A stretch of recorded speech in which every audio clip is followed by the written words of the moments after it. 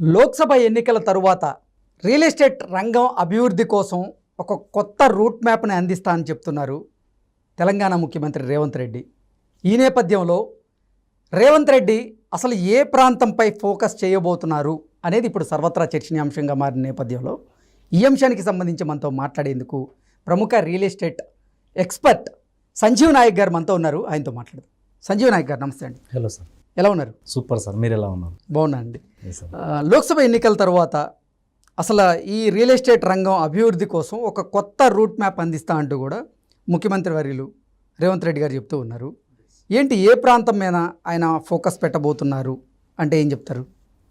So ఎప్పుడైనా సరే real ఎస్టేట్లో ఎలా ఉంటుందంటే, ఎక్కడ ఎనీ ఏరియాలో మనం ఇన్వెస్ట్మెంట్ చేసేటప్పుడు కానీ, ఏదన్నా ఒక గవర్నమెంట్ మారినప్పుడు కానీ, వాళ్ళు ఏదన్నా ఒక ఏరియాని డెవలప్ చేయాలంటే మేజర్గా రెండు రీజన్స్ ఉంటాయి, రెండు ఫ్యాక్టర్స్ ఉంటాయి.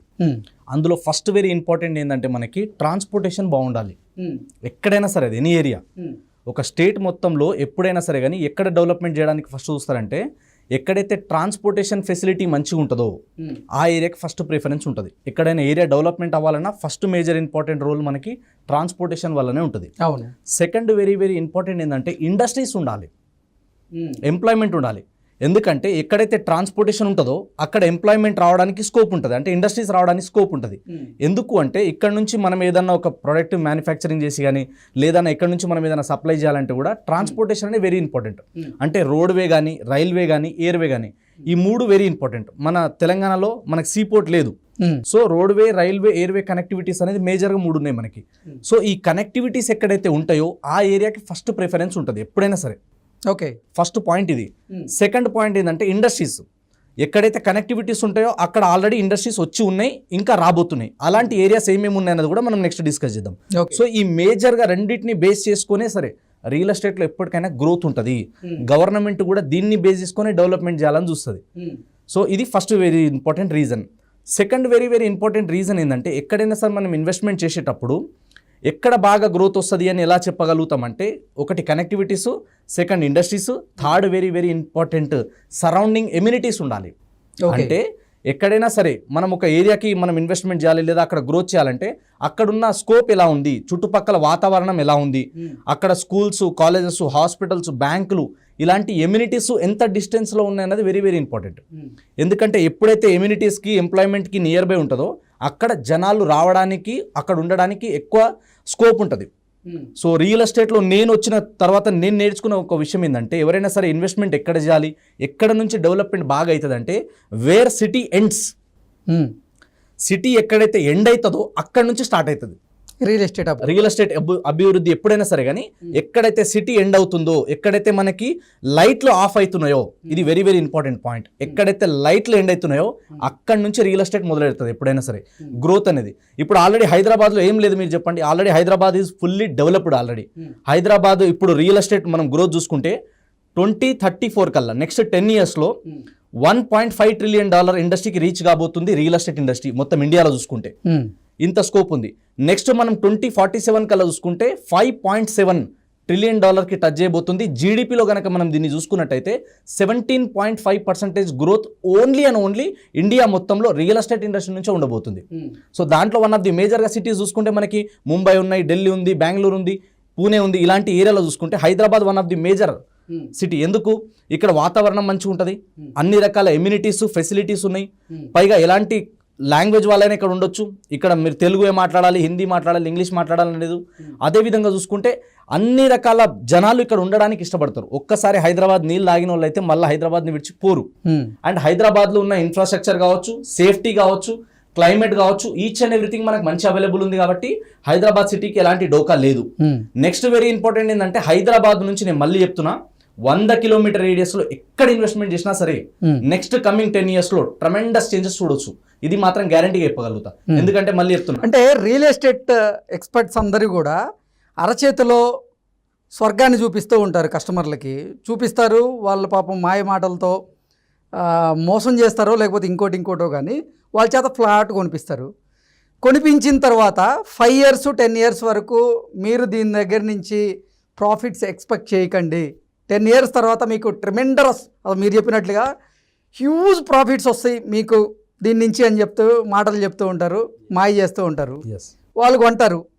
కొన్న తర్వాత ఒక సంస్థ నుంచి మీరు ఒక ప్లాట్ అమ్మారనుకోండి, ఆ సంస్థే మళ్ళీ మీకు కావాలన్నా రీసేల్ చేసి పెడుతుందని చెప్తారు. వాళ్ళకి ఏదో ఒకటి అవసరం ఉంటుంది, రీసేల్కి చేయాలి అనుకుంటారు, ఆ ప్రాసెస్లో మిమ్మల్ని సంప్రదిస్తారు. మీరు చేసే లెక్కలు వేరుగా ఉంటాయి. ఏ మాటకి ఆ మాట మాట్లాడుకోవాలి మనం. వాళ్ళ కొన్నప్పుడు ఎంత అయితే ఉంటుందో వాళ్ళు రీసేల్ చేయాలనుకున్నప్పుడు కూడా అంతే ఉంటుంది. ఆ ప్రైస్ చూసి షాక్ అవుతారు వాళ్ళు. ఇట్లాంటి హైదరాబాద్ సిటీ అవుట్స్కట్స్లో బొచ్చుడు రోజుకు ఒక వార్త బయటకు వస్తుంది. అవునా? అంటే అక్కడ అసలు మార్కెటే ఉండదు. మీరేమో మార్కెట్ని క్రియేట్ చేస్తారు, హైప్ తీసుకొస్తారు, వీళ్ళ చేత కొనిపిస్తారు. తర్వాత వాళ్ళ భవిష్యత్తు ఏందయ్యా అంటే అంధకారమే. మీరు ఇందాక చెప్పారు, ఎక్కడైతే లైట్లు ఆఫ్ అవుతాయో అక్కడి నుంచి అభివృద్ధి స్టార్ట్ అయ్యిద్దని. వాళ్ళ జీవితంలో అక్కడే లైట్ ఆఫ్ అయ్యిద్ది. వాళ్ళ పరిస్థితి ఏంటంటే ఏం చెప్తారు? సో రియల్ ఎస్టేట్లో చాలా మంది మేజర్గా మిస్టేక్ చేసేది ఇదే. మీరు అన్న పాయింట్ ఏంటంటే ఇక్కడ ఈ డెవలప్మెంట్ వస్తుంది, ఆ డెవలప్మెంట్ వస్తుందని ఒక్కొక్కరు లంబా చోడ చెప్తారు దాన్ని. సో రియాలిటీ ఏంటంటే రియాలిటీ ఏంటంటే ఎక్కడైనా మనం ఒక ఏరియాలో ఇన్వెస్ట్మెంట్ చేస్తున్నప్పుడు మీకు ఆల్రెడీ చెప్పాను, కనెక్టివిటీస్ మంచిగా ఉన్నాయా లేదా అన్న చూడాలి. కనెక్టివిటీస్ ఉన్న చోట గ్యారంటీగా నేను చెప్తా. ఇప్పుడు మీరు ఎగ్జాంపుల్ తీసుకోండి కావాలంటే, ఎక్కడైనా సరే ఇన్వెస్ట్మెంట్ చేసేటప్పుడు సిటీ అవుట్స్కట్కి వెళ్ళేటప్పుడు 5 years కంటే తక్కువ మినిమం డబల్ అయిపోతుంది, లేదా మీకు 5 years తర్వాత నేనే రిటర్న్ కొంటా, డబల్ రేట్ ఇచ్చి కొంటా అంటే అది ఏక్ నంబర్ అబద్ధం అని అర్థం. సింపుల్. ఏ కంపెనీ కూడా రియల్ ఎస్టేట్లో నేను గ్యారంటీ ఇస్తున్నా, నేను చాలా కంపెనీలను చూసినా కాబట్టి చెప్తున్నా, మీకు డబల్ రేట్లో నేను 5 years లోపల కొంటా అంటే మాత్రం 99% నమ్మొద్దు. ఎందుకు నమ్మొద్దు తెలుసా? ఎందుకంటే అక్కడ మార్కెట్ వాల్యూ మీరు అన్నట్టు గవర్నమెంట్ చేంజ్ అయిన తర్వాత కానీ, లేదా ఇంకేదైనా కోవిడ్ లాంటిది ఏమైనా వచ్చింది అనుకోండి, సడన్గా పెరగకపోతే ఫేక్ కమిట్మెంట్ ఇచ్చినట్టే కదా. సో ఎప్పుడైనా సరే కానీ కస్టమర్కి ఫేక్ కమిట్మెంట్ ఇవ్వద్దని నేను చెప్తా. ఫస్ట్ కనెక్టివిటీస్ మంచిగా ఉన్నాయా లేదా చూడండి. ట్రాన్స్పోర్టేషన్తో పాటు చుట్టుపక్కల ఎంప్లాయ్మెంట్ ఎప్పుడైనా చూడండి. ఒక ఏరియా డెవలప్ అయితే ఒక ఏరియా డెవలప్ అవ్వదు. ఒక్క ఏరియా బాగా డెవలప్ అయిందంటే ఈ ఏరియా నుంచి సరౌండింగ్ 10 నుంచి 30 కిలోమీటర్ రేడియస్ ఎప్పటికైనా పెరుగుతుంది. మనం 10 నుంచి 30 కిలోమీటర్ పోకుండా ఫస్ట్ మనం సిటీ అవుట్స్కట్కి వెళ్ళేటప్పుడు ఆ డెవలపింగ్ ఏరియా నుంచి 10 కిలోమీటర్ రేంజ్లో పోవాలి. ఫస్ట్ 10 కిలోమీటర్ రేంజ్లో. ఇంకొకటి ఏంటంటే మనం ఫస్ట్ పెట్టుబడి ఎంత పెడుతున్నాం అన్నది చూడాలి. దాన్ని బేస్ చేసుకుని రిటర్న్ ఆన్ ఇన్వెస్ట్మెంట్ క్యాలిక్యులేట్ చేయాలి. చాలా మంది కస్టమర్స్ కూడా చేసే ఒక మేజర్ మిస్టేక్ ఏంటంటే, చాలా మంది ఇలా రంగురంగుల బ్రోచర్లు తీసుకొచ్చి ఏదో అడ్వర్టైజ్మెంట్ ఇవ్వగానే ఏం చేస్తారంటే వాళ్ళు తొందరపడి పోతారు, ఇన్వెస్ట్మెంట్ చేస్తారు. తర్వాత వాళ్ళు ఎక్స్పెక్ట్ చేసిన దానికి రీచ్ అవ్వకపోతే రియల్ ఎస్టేట్లో అందరు మోసాలు చేస్తారు, అందరు లాస్ చేస్తారు అనుకుంటారు. బట్ రియాలిటీ ఏంటంటే ఈ రోజు మీరు పెట్టే ప్రతి ఒక్క రూపాయి పెట్టుబడి మీ కష్టార్జితం ఏదైతుందో 10 ఏళ్ల తర్వాత ఎక్కడైనా మీరు విన్నారా ఇప్పటి వరకు మీ లైఫ్ టైంలో మీరు ఇప్పటి వరకు ఇంతమంది కలిసి ఉంటారు కదా, ఎవరైనా సరే నేను 10 సంవత్సరాల క్రితం అక్కడ ప్లాట్ ఉన్నా హైదరాబాద్ కానీ హైదరాబాద్ సరౌండింగ్ కానీ అక్కడ అసలు పెరగనే లేదు, రేట్ ఇంకా తగ్గిపోయిందని విన్నారా ఎప్పుడైనా? చాలాసార్లు విన్నా.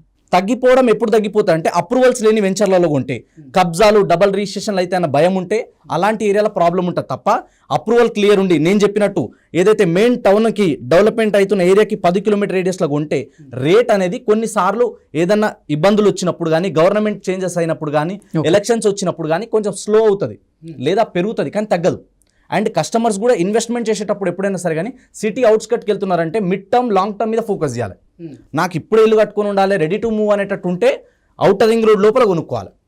ఇప్పుడే కట్టాల్సిన అవసరం లేదు, ఇప్పుడే మాకు అర్జెంట్ ఏం లేదు అనుకుంటే 5 years కంటే ఎబో వెయిట్ చేయగలుగుతా అనుకుంటేనే మనం సిటీ దాటి బయటికి వెళ్ళాలి, లేకపోతే పోవద్దు. దానివల్లనే ఎందుకంటే ఒకరిద్దరికి ఇంకోటి ఏంటంటే కొందరు ఏజెంట్లు కూడా ఏం చేస్తారంటే కొంతమంది నివాస యోగ్యం కోసం కాకుండా కొంతమంది అసలు ఇన్వెస్ట్మెంట్ ఆప్షన్ కింద ప్లాట్లు కొంటూ ఉంటారు. అవునా? అవును. ఎందుకు మనం దాని మీద ఇన్వెస్ట్ చేస్తే 5 yearsకో 10 yearsకో డబుల్ అయ్యిద్దనో లేకపోతే ట్రిపుల్ అయ్యిద్దనో రియల్ ఎస్టేట్ ఏజెంట్స్ చెప్పే మాటలు విని నమ్మి వాళ్ళు కొంటూ ఉంటారు. అవి డబుల్ కానీ ట్రిపుల్ కానీ 5 times అయ్యే ఆ పరిస్థితి ఉందంటారా ఇప్పుడు? అసలు ఖచ్చితంగా ఉంది. ఎందుకంటే రోజు రోజుకి జనాలు పెరుగుతున్నప్పుడు ఏ ప్రాంతాల్లో ఉంది? సో మేజర్గా మనం చూసుకున్నట్టయితే ఫస్ట్ మేజర్గా నేను చూసినంత వరకు నాకున్న నాలెడ్జ్ ప్రకారం నేను చూస్తున్న సర్వేల ప్రకారం ఏంటంటే ఫస్ట్ మేజర్ హైవే బెంగళూరు హైవేలో అప్ టు జడ్చర్ల వరకు ట్రెమెండస్ చేంజెస్ చూడొచ్చు మనం. సెకండ్ వచ్చేసి మనం శ్రీశైలం హైవే చూసుకుంటే కనుక మనకి అప్ టు ఆమన్గల్ వరకు బాగుంటుంది. తర్వాత వచ్చేసి మనకి సదాశివపేట్ ఏదైతే మనకి ముంబై హైవే ఉందో అప్ టు సదాశివపేట్ జహీరాబాద్ వరకు మంచి స్కోప్ ఉంది ఫ్యూచర్లో, అక్కడ వరకు బాగుంటుంది. తర్వాత మనకి యాదాద్రి సైడ్ చూసుకుంటే కనుక మనకి వరంగల్ రూట్లో అప్ టు వరంగల్ వరకు ఫ్యూచర్లో బాగుంటుంది. అంటే ఇమ్మీడియట్గా రాకపోవచ్చు, కొంచెం మనకి యాదాద్రి, ఆలేరు, జనగాం వరకు ఇప్పుడు బాగుంది. ఇన్ ఫ్యూచర్ అప్ టు మనకి వరంగల్ వరకు మంచి స్కోప్ ఉంటుంది. కాబట్టి మనం ఇన్వెస్ట్మెంట్ చేసేటప్పుడు ఎక్కడైనా సరే కానీ డిస్టెన్స్ వెళ్తున్న కొద్దీ ప్రైజెస్ తగ్గుతూ ఉంటుంది. సో మనం అండ్ ఎంత డిస్టెన్స్ వెళ్తే అంత ఎక్కువ టైం వెయిట్ చేయాలి. సో దానివల్ల ఏమవుతుందంటే రిటర్న్ ఆన్ ఇన్వెస్ట్మెంట్ మంచిగా ఉంటుంది.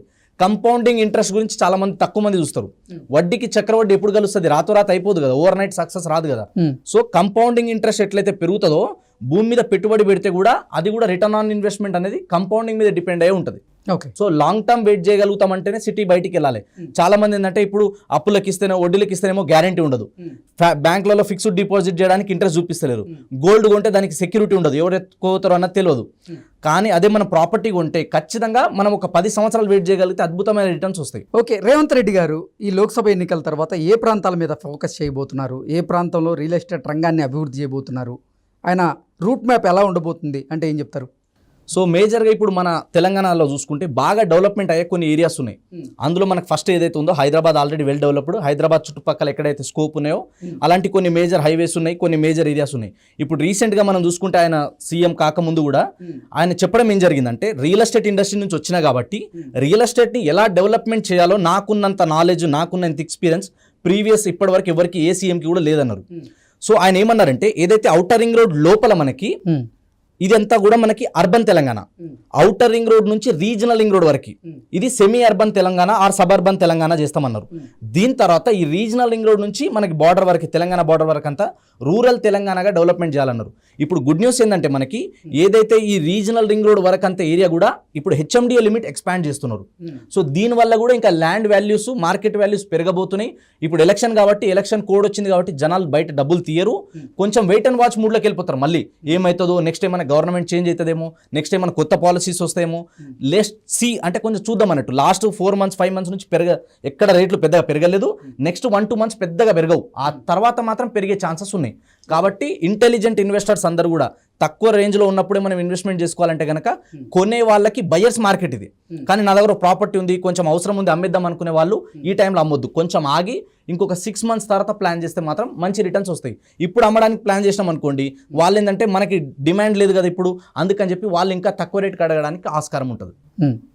సో మొత్తానికి రేవంత్ రెడ్డి గారు ఈ లోక్సభ ఎన్నికల తర్వాత ఏ ప్రాంతాల మీద ఎక్కువ ఫోకస్ పెట్టబోతున్నారు? ఏ ప్రాంతాన్ని అభివృద్ధి చేయబోతున్నారు? సో రేవంత్ రెడ్డి గారు మీకు ఆల్రెడీ తెలుసు, ఏదైతే మేజర్గా మనకి మహబూబ్నగర్ డిస్టిక్, సో తర్వాత ఇప్పుడు వచ్చేసి మనకి వికారాబాద్ డిస్టిక్, ఆయన ఇప్పుడు ఏదైతే కొడంగల్ ఉందో, సో అక్కడ ఏరియా అంటే ఎక్కడైనా సరే ఒక గవర్నమెంట్ వచ్చినప్పుడు ఏం చేస్తారంటే వాళ్ళ ఏరియాని ఫస్ట్ డెవలప్మెంట్ చేయాలని అనుకుంటారు ఎప్పుడైనా సరే. సో ఏదైతే మనకి వికారాబాద్ కావచ్చు, పరిగి కావచ్చు, ఏరియా అంతా ఉంది కదా, కొడంగల్ ఏరియా, ఇదంతా ఉమ్మడి మహబూబ్నగర్ డిస్టిక్ ఫస్ట్ వెరీ అవును, కల్వాకుర్తి ఇదంతా కూడా. తర్వాత ఇదంతా మనకి మహబూబ్ నగర్ వరకు ఏరియా, అంటే బెంగళూరు హైవే, శ్రీశైలం హైవేలో ఎలాంటి చేంజెస్ ఉండవు, మంచిగా గ్రోత్ ఉంటుంది. దాని తర్వాత వచ్చేసి నెక్స్ట్ ఏంది, యాదాద్రి టెంపుల్ ఆల్రెడీ మనకి డెవలప్మెంట్ అయింది, ఆ రూట్లో మంచి స్కోప్ ఉంది, అక్కడ కూడా స్కోప్కి ఎక్కువ ఛాన్సెస్ ఉన్నాయి. ఎందుకంటే మెట్రో అక్కడ దాకా ఎక్స్పాండ్ చేయడం, రోడ్లన్నీ వైడ్ చేయడం, ఆల్రెడీ మనం శ్రీశైలం హైవే కూడా 4 lanes ఉన్నది, ఇప్పుడు ఎక్స్పాండ్ అవుతుంది ఇంకా. దాని తర్వాత వచ్చేసి విజయవాడ హైవే అప్ టు మనకి చౌటుప్పల్ వరకు బాగుంటుంది, ఆ ఏరియాలో బాగా డెవలప్మెంట్ చేయడానికి ఎక్కువ స్కోప్ ఉంది. తర్వాత మనకి బెంగళూరు హైవేలో అప్ టు జడ్చర్ల వరకు ఉంటుంది. దీని తర్వాత నెక్స్ట్ వచ్చేసి మనకి ఏంటంటే ఇక్కడ సదాశివపేట సైడ్ చూసుకుంటే జైరాబాద్ వరకు, జైరాబాద్లో మేజర్గా నిమ్స్ అనే ప్రాజెక్ట్ ఒకటి ఉంది కాబట్టి దాన్ని బేస్ చేసుకొని అక్కడ వరకు కూడా డెవలప్మెంట్ చేయడానికి ఈ రూట్లో మేజర్గా ఈ డెవలప్మెంట్ ఏరియాకి ఇక్కడ వరకు ఉంది. తర్వాత మనం outer ring road and outer ring road surrounding ఒక 10-20 కిలోమీటర్ రేడియస్లో సిటీకి దగ్గర ఎక్కడ కొన్నా కూడా మనకి అప్రిషియేషన్ బాగుంటుంది. ప్లస్ వాళ్ళు కూడా అలాంటి ప్రైమ్ లొకేషన్స్ని ఇప్పుడు డిస్టిక్ వైజ్గా కూడా చూస్తున్నారు. నెక్స్ట్ ఏ డిస్టిక్లో ఉంది, లైక్ ఇప్పుడు ఖమ్మం కావచ్చు, వరంగల్ కావచ్చు, మహబూబ్ నగర్ కావచ్చు, ఇలా ఏ ఏరియాస్కి అయితే ఎక్కువ స్కోప్ ఉందో, కరీంనగర్ కావచ్చు, ఇలాంటి ప్రైమ్ లొకేషన్స్, ఆదిలాబాద్ లాంటి లొకేషన్స్ ఎక్కడెక్కడైతే నెక్స్ట్ ఫ్యూచర్లో ఎక్స్పాన్షన్కి, గ్రోత్కి, ఇండస్ట్రీస్కి, ఎంప్లాయ్మెంట్కి స్కోప్ ఉన్న ఏరియాస్ ఉన్నాయో అలాంటి ఏరియాస్ మొత్తాన్ని తీసుకొని మాస్టర్ ప్లాన్ రెడీ చేసి దాన్ని బేస్ చేసుకొని వాళ్ళు డెవలప్మెంట్ చేయడం జరుగుతుంది.